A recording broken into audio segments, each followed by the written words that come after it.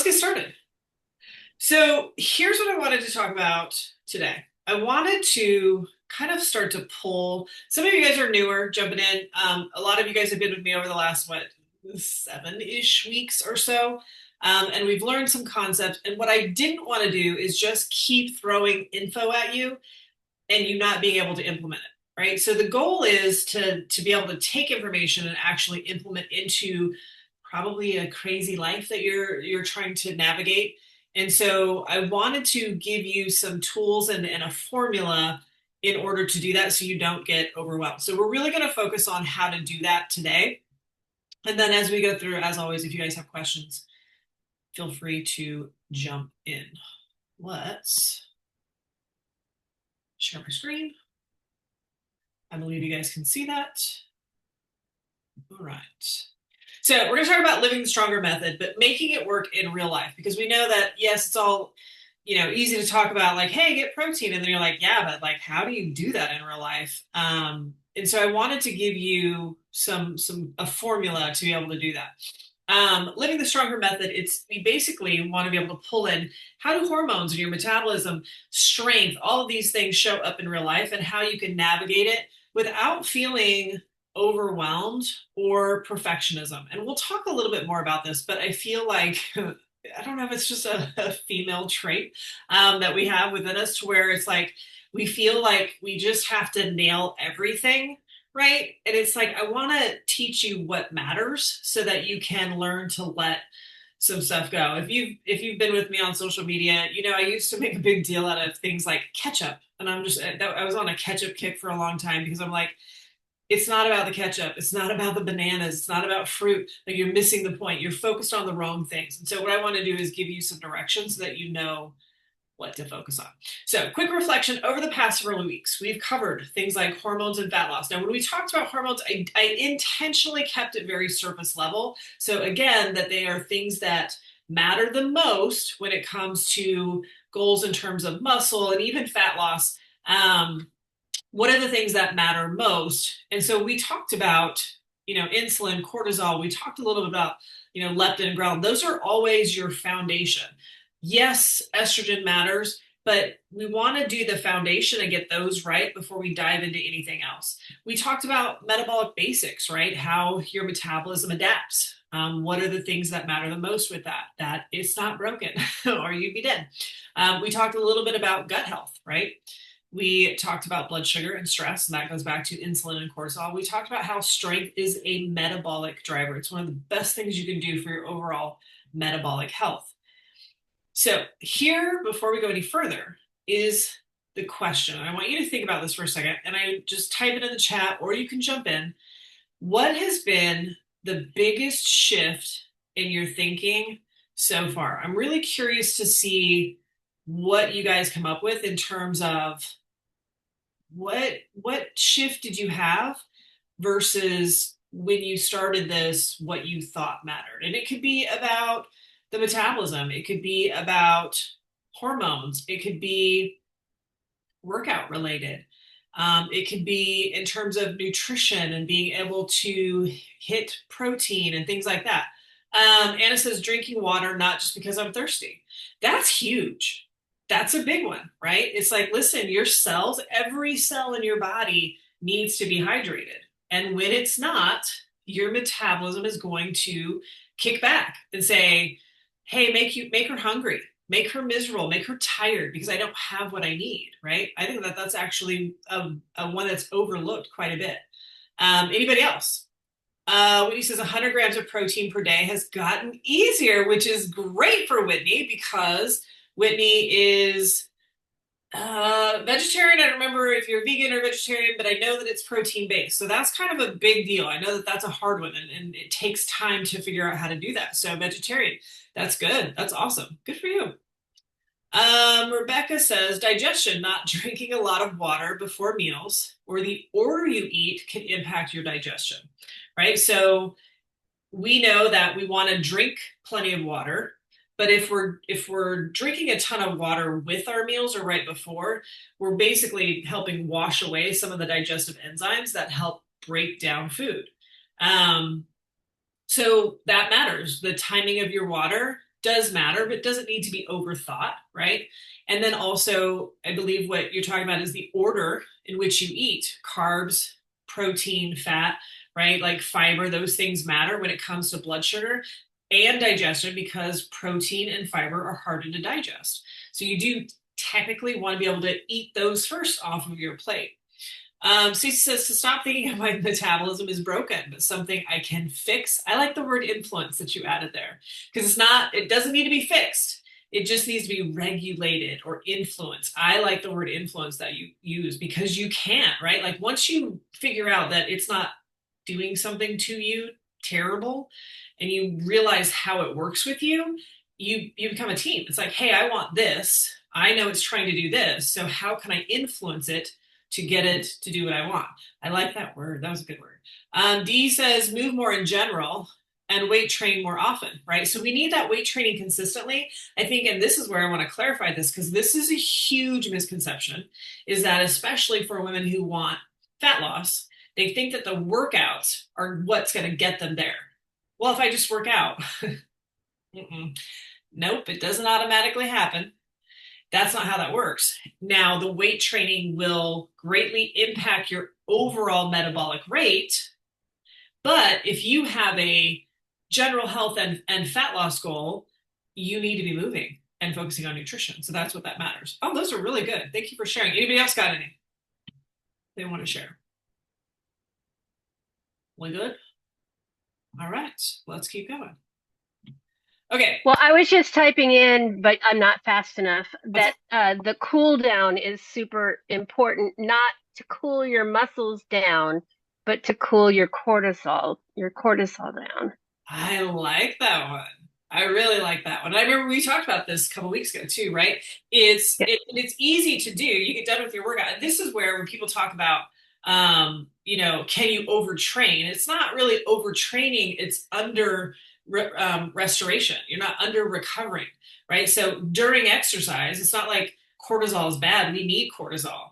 We want cortisol. We want growth hormone. And those things all get released during exercise, but we don't want them all day long, right? So you can actually hack, I guess is a way you can put it. You can basically work with your nervous system and say, hey, I don't need these anymore. And it's not complicated, right? It's just through breath. I like that one too. That was a good one. Thanks for sharing that. All right. So here's the thing is the problem that most women face is actually not knowledge based. While some of you may have learned some new things, the issue is that, and again, men do this too, but I think it's more of a female issue because we like to know all of the information, right? So we want to learn the pieces of health information, but then we struggle with consistency. We struggle knowing what actually matters, and we struggle being able to apply it, right? Like I had this very conversation. I was actually with one of the trainers at the gym today, and we talked about, some of the, she's a new trainer, and she's like, these are what people want, and I said, she goes, I feel like I give them all the information. And I kind of caught her off guard because I was like, here's the thing. You didn't give them any information that they couldn't have found on their own. And she kind of looked at me and I'm like, it's true. Like, it's everywhere. It is everywhere. They could have asked ChatGPT. They could have gone on Google. They could have found the information that you gave them 10 times over, 100 times over. The information is there. It's not about the information. It's about how do you apply it in a way that doesn't overwhelm you by having 100 different things you've got to juggle. And how do I do that then in a way that is consistent enough that makes it work, that gives you a certain result? So that's really the thing that most women struggle with. So the goal here is to be able to come up with simple, repeatable habits. And so sometimes people will ask me things about, well, like, Jen, what about this? What about this? And I'll redirect. I go, okay, well, tell me about this. I'm going to redirect them to the things that matter most. I'll answer this question, but tell me what you're doing with this first, because this matters more. And if you do this, this won't matter. It won't even show up, right? So we want to make sure that we're focusing on the things that matter most. So the Daily StrongHER Framework, there are 4 pillars that keep you supported where your body can thrive. And we're going to break it down super simple. The first one is strength. The second one is strength because, we'll go into strength. The second one is fueling. The third is movement, general movement. And then the fourth is recovery. So, pillar number one, strength. Muscle is the metabolic driver. This is how you do it. When people go, how do I increase my metabolism? You lift weights. Because when you lift weights correctly, right? Effectively, that's the word I'm looking for. When you lift weights effectively, it puts a demand on your metabolic system. And it then says, oof, I need more. And it will ask for more fuel. It gets everything going, right? So it asks for more fuel. And then it uses that fuel to add more muscle, which then you're now driving that metabolism up to where it is burning more. So it really is the metabolic driver. It's going to improve insulin sensitivity. We talked about this a couple weeks ago, right? When you lift weights, the cells need that glucose. So they pull that in. So now insulin sensitivity is much better when we know that in midlife, it tends to be more resistant to that message. It's going to help support overall hormones. One of the ones I just mentioned was human growth hormone that gets released when you lift weights, right? That's an anti-aging hormone. So we want that hormonal, I hate the word balance, but we want that the hormones to be in a optimal place where they help keep us active and healthy. It's going to help protect your metabolism, right? When you lose muscle, your metabolic rate slows down. So we want to keep that high. It's going to help build resilience as we age. It keeps us less stress sensitive. It keeps us in a place where our bones are stronger. Our ability to move is better. So it helps support it that way. Now, the goal is going to be 3 to 5 strength sessions per week, combining both strength and hypertrophy training. Now, I'm going to pause here really quickly. And next week, we're going to go a little bit more into this. I just actually did a poll on my Instagram stories because I know that this is really confusing. I know we've talked about it in class a couple times in that the difference between strength and hypertrophy training. I'm going to give you a very general, there is nuance here, but in general, if the goal is to build strength, we want to find a challenging weight that you can effectively, safely move anywhere from 3 to 6 reps. That is how you increase strength in your body. And then hypertrophy, which people are like, well, isn't that the same thing? It's not. Strength is not adding muscle. Strength is taking the muscle that you have and making it stronger. It's taking those muscle fibers and making the muscle fibers you already have stronger. Hypertrophy is adding muscle. And hypertrophy is going to be, this is kind of the area that bodybuilders were training. It's kind of that 8 to 12 reps. Again, there's nuance here of a challenging weight. And that actually helps to build muscle. But you want both of those. And if you guys are in my StrongHER classes, then you know that we do rep ranges of I typically don't go below 5 just because of joint health, right? The risk is not worth the reward. So I'll keep it in the 5 to 8 rep range to hit more of a strength range. And then you'll see moves like 8 to 12 reps, and that's your hypertrophy. Now, I'll go into this next week. Little teaser there. We'll talk about how can you get stronger? How is it that if you've been lifting weights and you've been doing 12 to 15 reps and you did that for a couple of weeks and now you're lifting weights, didn't you just increase strength? Yes, I would argue that a lot of that has to do with your form and confidence in being able to move the weight. So a lot of that lies there, but we'll kind of leave it because that's one of them I want to dive into next week.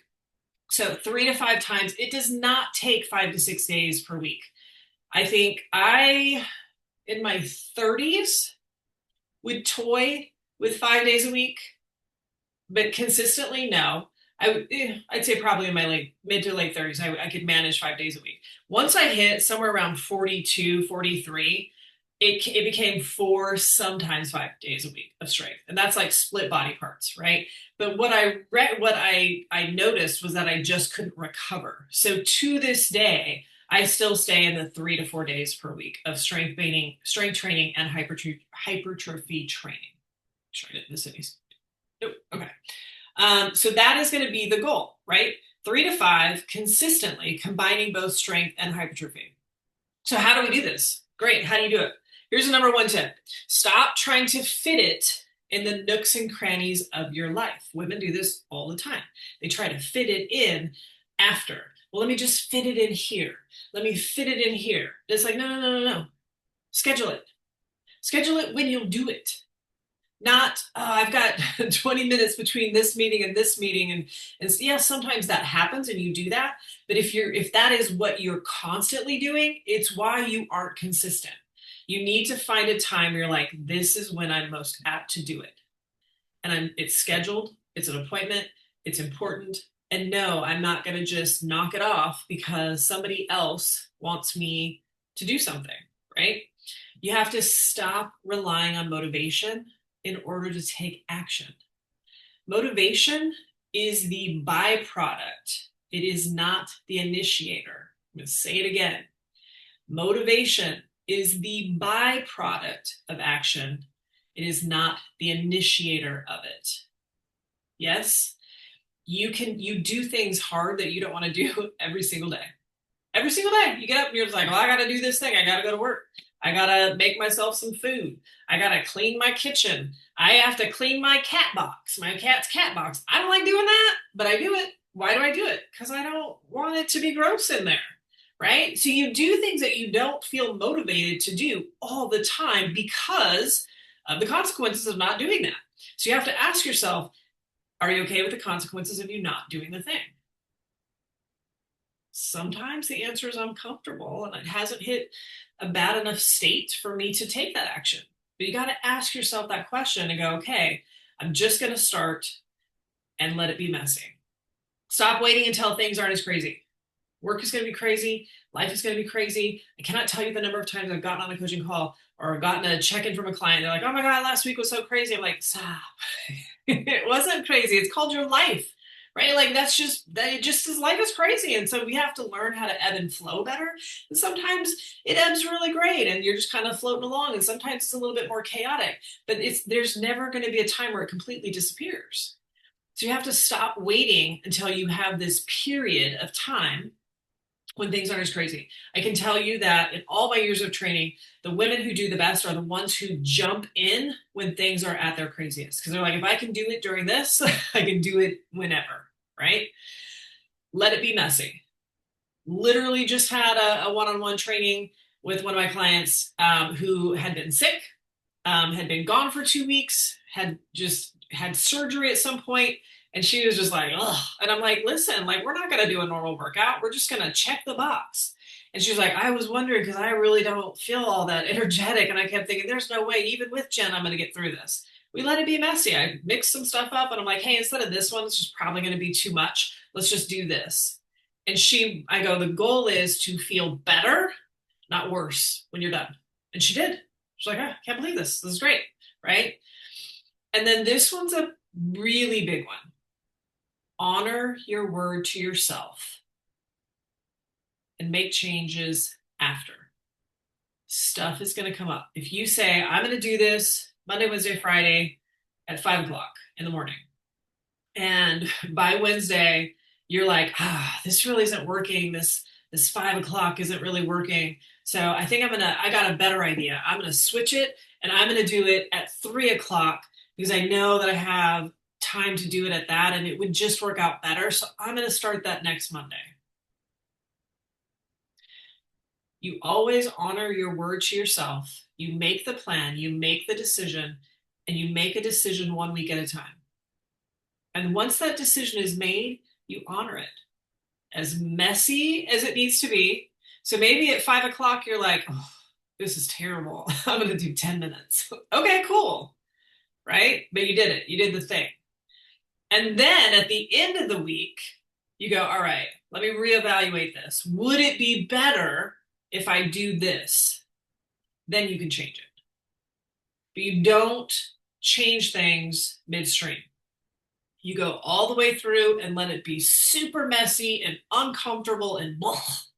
And then you get to the end of the week and you go, all right, could I make this better? And then you make a new decision and then you honor that. And that's how you stay consistent. Hopefully that makes sense. No questions. Okay. Pillar number 2, fueling.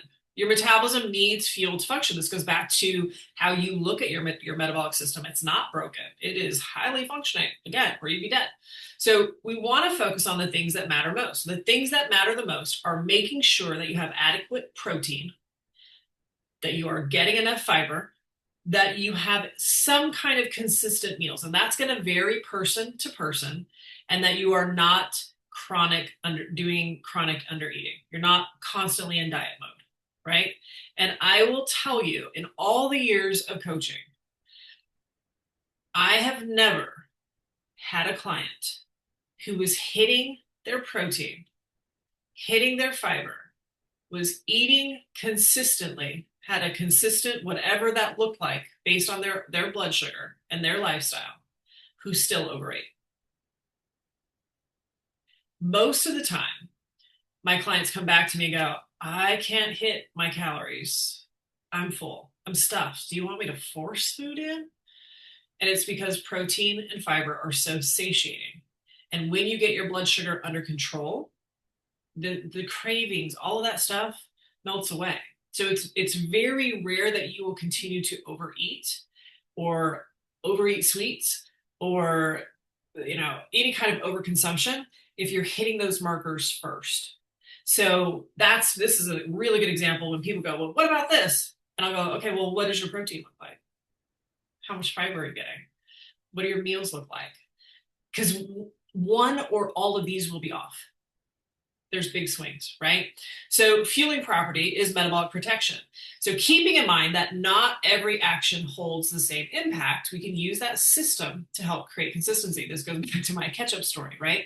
Like some things just don't really matter. We want to focus on the things that do. So this is a tool that I actually learned, I don't know, it may have been 6-7 years ago. I took a moderation approach program to learn how to eat without obsessing about food. And it completely changed how I went about things. I've never been a big food tracker. I've done it so that I understand. But what I was doing was definitely swinging, right? I was definitely a start fresh on Monday. I was definitely obsessive about food. And, am I getting too much? Am I not going to? Like the whole thing. I've done all kinds of wacky ass diets. I've done them too. And so when I learned moderation, part of that course was learning what your daily nutritional commitments are. Let me say that again. It's a commitment. It's not like I'm going to try. It's like, no, these are commitments. And the reason I'll go through the 3 things, they have to be simple, doable, and they are commitments that yield high impact in satiation and blood sugar. Because if you are satiated and your blood sugar is balanced, all of the meals get easier. But if you make these rules, these commitments too hard, then you won't follow through and it doesn't really matter. They have to be effortless. They can't require a lot of brain space. They can't require a lot of prep. They have to be pretty much what you're already doing. They have to be enjoyable. You have to like them. And they have to be effective in impacting satiation and blood sugar balance. Now, I'll give you mine. Now, in general, without much effort, I hit 160 to 170 grams of protein per day. I've been doing it so long, it's not hard. So when you hear me say that, I know a lot of you're like, how?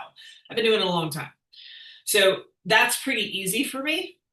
And my meals are they're just regular, right? So it doesn't require a whole lot of effort on my part. But when I travel, that doesn't happen. When I go to Arizona to visit my family, I don't hit 160 grams of protein because they eat way different than I do. So one of the things that I do that are my daily nutritional commitments is that I will hit a minimum of 30 grams of protein for my breakfast. Not, I'm going to hit 160 grams of protein every day.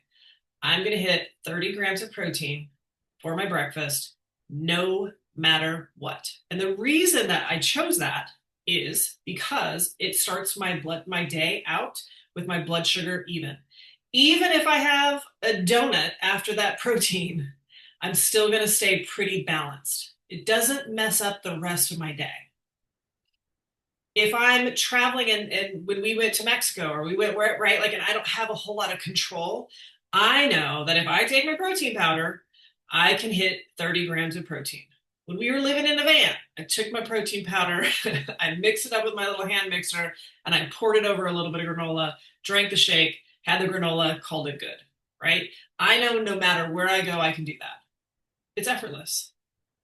It's also enjoyable, right? I find ways to do that I actually enjoy. And it's effective at keeping my blood sugar stable. So that's one of my daily nutritional commitments. One of the other ones is that I hydrate first thing in the morning. So by the time, like, depending upon what time I get up, by the first hour, I'm probably down to here in my water. Like, I just start slamming it. So I know, and I take that and I take my BCAAs with me because it hydrates me. It helps give me energy in the morning. It starts my day out great. And then I'm not battling hydration the rest of the day. I'm not having to think so much about it. Now, is that the probably 80 to 90 ounces that I should be drinking? No, but it starts my day out. So it makes it pretty easy. I don't have to think about it. It's not something that I have to really measure a whole lot, right? And then the last one that I do is that I just stop. I don't overeat.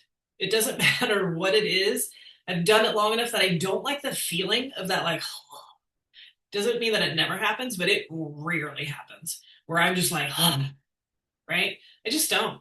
So it doesn't matter if it's pizza. It doesn't matter if we went and had nachos last weekend and I ate until I was like, oh, yeah, I'm good. I wasn't really all that great. I'm good, right? Scratch the itch. I'm good.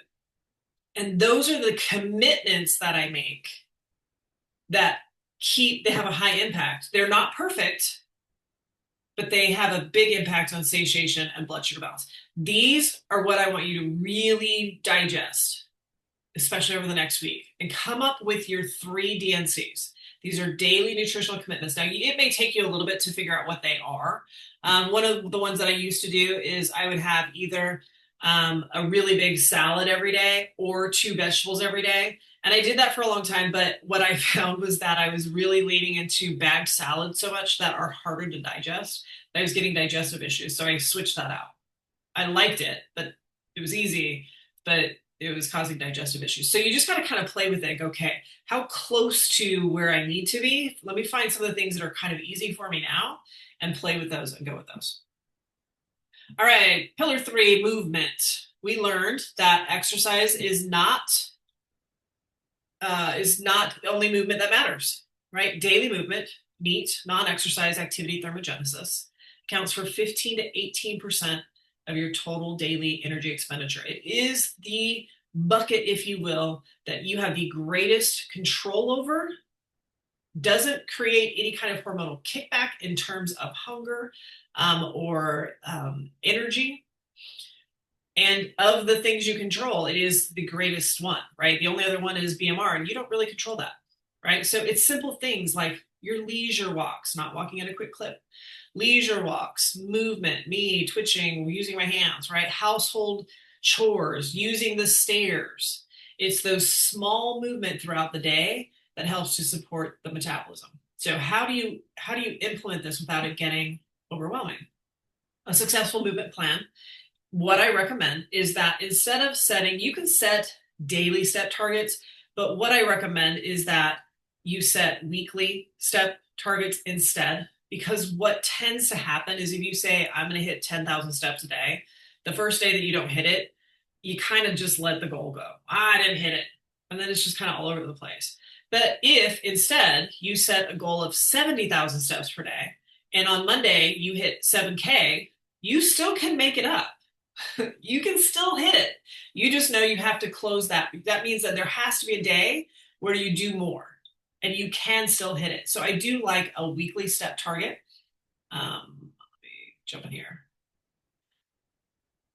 Let me go back. This is a good question. How fast are you walking on a leisure walk? Here's how you know if you are leisure walking. I want you to imagine you're walking on the beach. You've got a coffee in your hand, sunglasses on and you're just looking at the beach and you're people watching? Are you going to be walking at a quick clip if you're relaxing? The answer should probably, and you're in flip flops, right? That is a leisure walk. It's not a, it's like I am truly enjoying the moment and I'm just leisurely walking. Does that help? That's how I always imagine it. Yeah, Good. that helps. What's that? That helps. Okay. Yep. You're on the beach in your flip flops with coffee in hand, enjoying your walk. Commit to weekend movement, guys. Quit disappearing on Friday afternoon. We just went through this in our community where last week I posted, I'm like, hey, let's make sure that everybody does something that you don't normally do on Friday. And the whole community was quiet, right? It's like, hey, where are you guys at?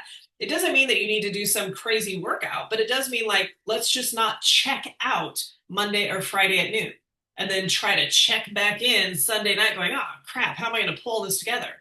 The consistency needs to be through the entire 7 days, not just the first 4.5.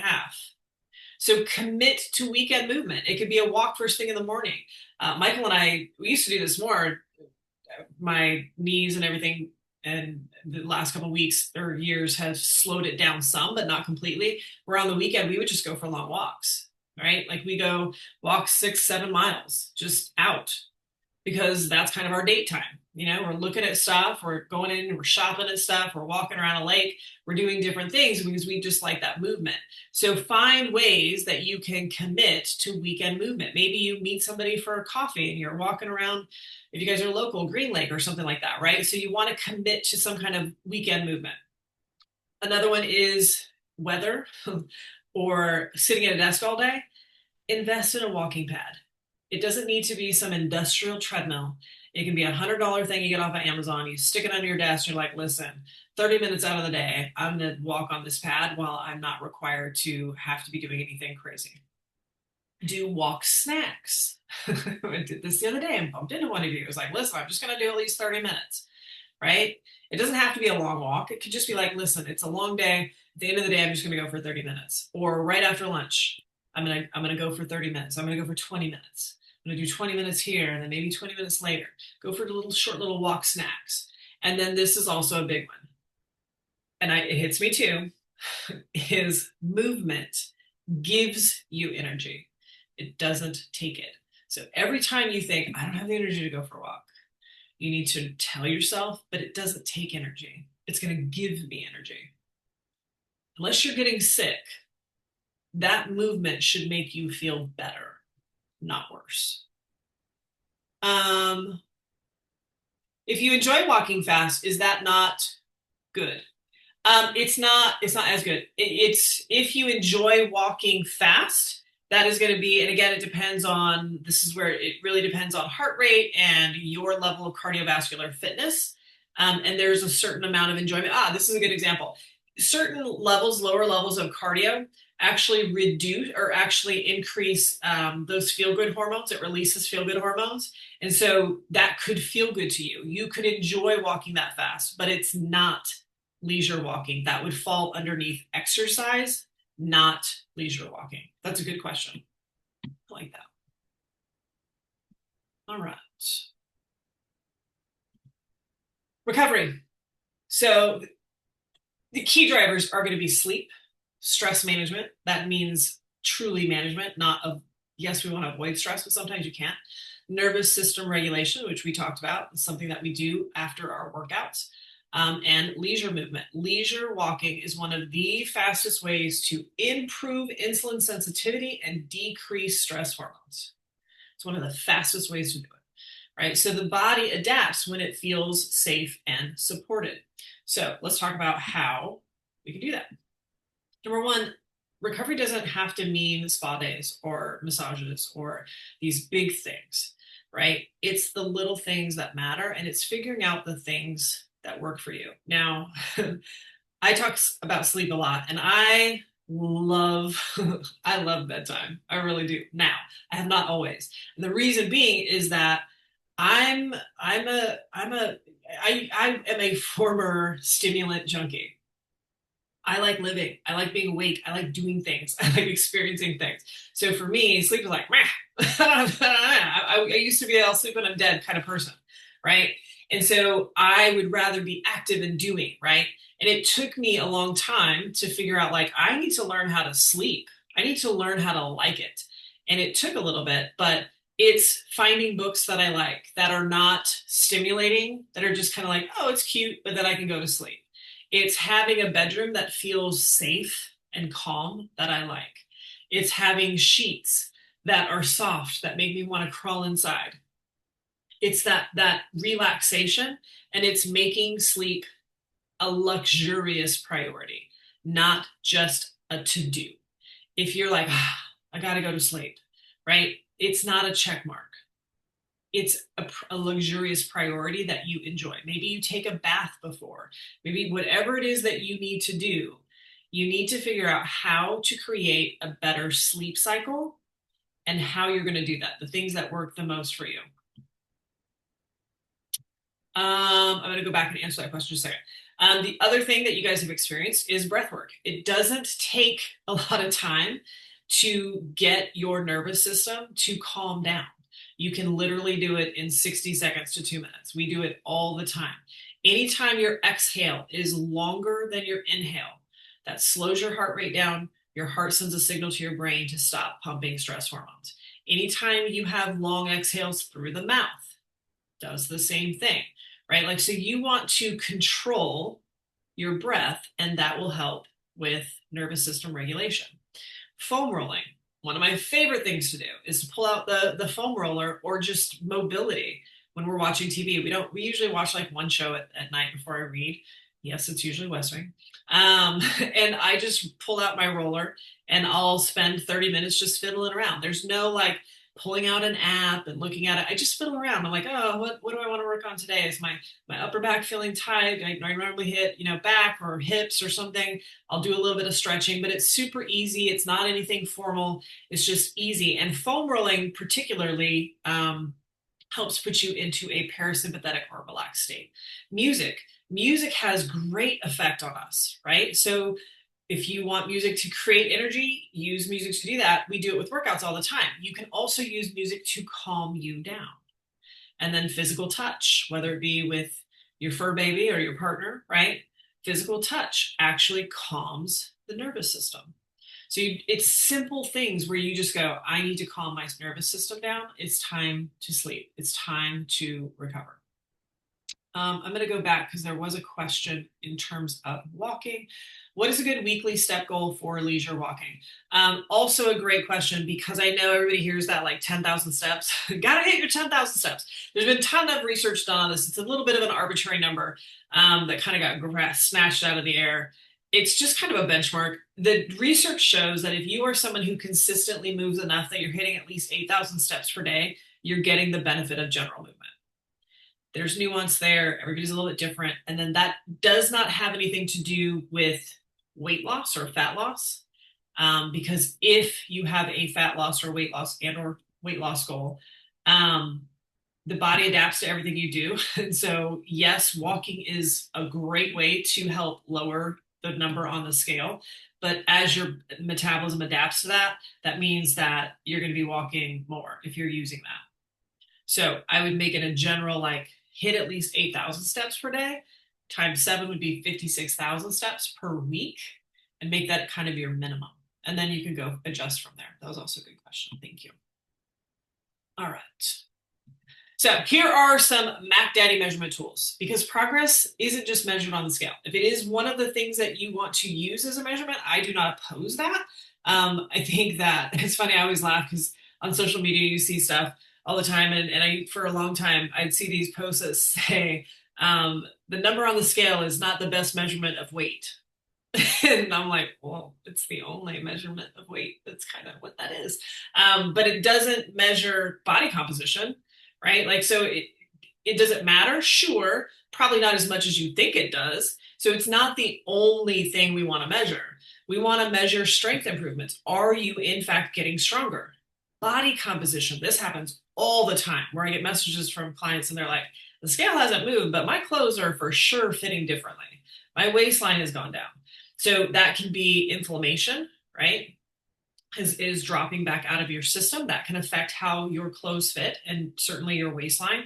And it can be a composition shift because muscle does not weigh more than fat. A pound of fat and a pound of muscle both weigh a pound. However, the pound of fat is 2 to 3 times the size of the pound of muscle. So as your composition shifts, even if your weight stays the same, you will get smaller. If that makes sense. And then the last one, this is one of my favorites, and all my clients do this every single week in their check-ins, is your schmecht in check? Sleep, hunger, mood, energy, cravings, digestion. Those are all hormonal biofeedback, and they're telling you what's in balance and what's not. So if my sleep is off, more than likely my cravings and digestion are going to be off. My energy is going to be off, right? So we always tackle sleep first because it affects everything else. But, you know, when we talk about if you have a weight loss goal, my clients, if they are not at least a 4 or 5 on the scale on each of these, I do not put them in a deficit because you're not ready for it. You need to have all of these fairly in balance before you even think about going in a deficit. So do a quick every week. How am I doing? How am I doing on sleep? How am I doing on hunger? Mood. Mood is typically more associated with hormones, aside from just being annoyed with people. Energy, cravings, and hunger typically have to do with energy. Are you getting enough energy? Is it the right kind of energy? Is it stable energy? Digestion could be a number of things. It could be the type of food that you're eating. Stress will affect digestion. Sleep affects all of those. So then you just got to get those back in check. All right. Questions?